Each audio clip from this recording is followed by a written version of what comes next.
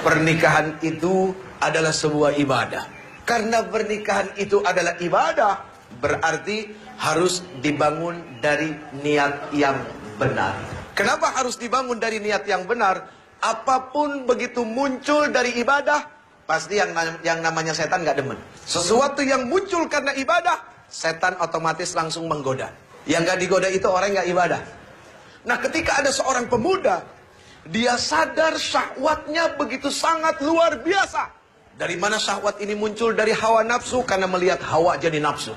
Itulah kondisi laki-laki. Dengan sifat dan karakter yang memang Allah Subhanahu wa ta'ala ciptakan dengan kondisi seperti itu. Nah, atas dasar inilah, ketika seorang laki-laki memiliki syahwat, perempuan pun sama, Allah Subhanahu wa ta'ala tidak inginkan mereka seperti binatang. Nah, disinilah Allah Subhanahu wa ta'ala memuliakan manusia.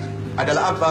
Dengan sebuah pernikahan yang bukan sekedar main-main, tapi pernikahan yang disaksikan oleh Allah Subhanahu wa ta'ala. Di dalam hati ini hanya satu nama yang Ketika Allah datang ke rumah orang tuanya, lalu kemudian meminta, itu bukan hanya sekedar meminta, tapi meminta yang bertanggung jawab. Kenapa kau harus meminta dengan tanggung jawab? Mohon maaf lahir batin. Ketika kita bicara cinta, cinta itu seharusnya melahirkan apa? Cinta itu melahirkan kasih sayang, ibu. Tapi zaman sekarang bukan kasih sayang yang muncul, tapi kasih syahwat. Sehingga pacaran banyak yang gak sehat. Jadi laki-laki yang terbaik itu adalah laki-laki yang berani datang ke rumah orang tua kamu. Dia pasang wajahnya baik-baik dengan orang tuanya. Lalu dia ngomong, ayahanda, bapak, om, saya suka sama anak om. Saya nggak kepengen lama-lama, saya pengen ibadah. Kalau saya cuma pacaran itu bukan ibadah. Saya pengen ibadah, tapi maaf ya, beginilah saya apa adanya. Terus buat orang tua, jangan sungkan-sungkan nerima menantu yang pengangguran, bu. Karena hidup itu bukan dilihat yang sekarang.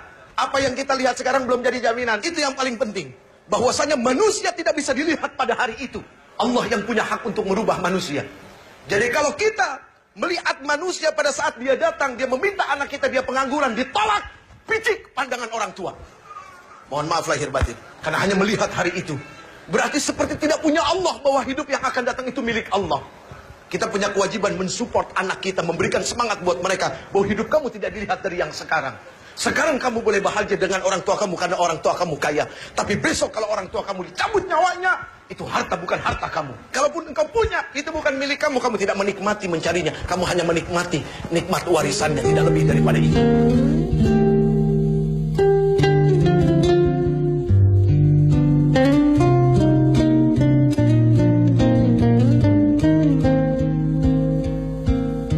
Seorang istri harus berani menuntut suami. Tapi seorang suami harus berani menuntun istri. Apa yang dituntut? Dituntutnya bukan berdasarkan hawa nafsu, akan tetapi Quran.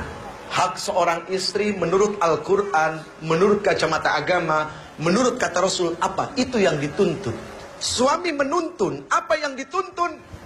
Kebaikan demi kebaikan. Yang pertama, cintailah dia yang bisa mendatangkan kecintaan kepada Allah Subhanahu wa ta'ala. Selesai. Kalau kamu bisa mencintai orang yang membuat kamu bisa semakin cinta kepada Allah, itulah yang akan baik buat kamu. Ketika kamu berada di tangan yang soleh, sesalah apapun kamu tidak akan dizalimi. Kalaupun dia marah karena Allah. Kalaupun dia benci karena Allah. Begitu juga ketika seorang laki-laki di tangan wanita yang solehah. Seorang wanita solehah, ketika ditinggalkan tidak akan membuat suami menjadi was-was. Karena dia amanah. Makanya yang sekarang-sekarang, yang cewek, yang cowok, kamu lihatlah pandang orang tua kamu. Kalau memang sudah cukup tua dan kamu melihat syahwat kamu juga sudah sangat luar biasa dengan pacar kamu, bismillah nikah, bahagiakan mata orang tua kamu dengan pernikahan. Apa kamu nggak kepengen disaksikan sama orang tua kamu? Apa kamu nggak kepengen orang tua kamu meneteskan air mata melihat kamu bahagia? detik waktu terus berjalan, berhias gelap dan terang, suka dan duka.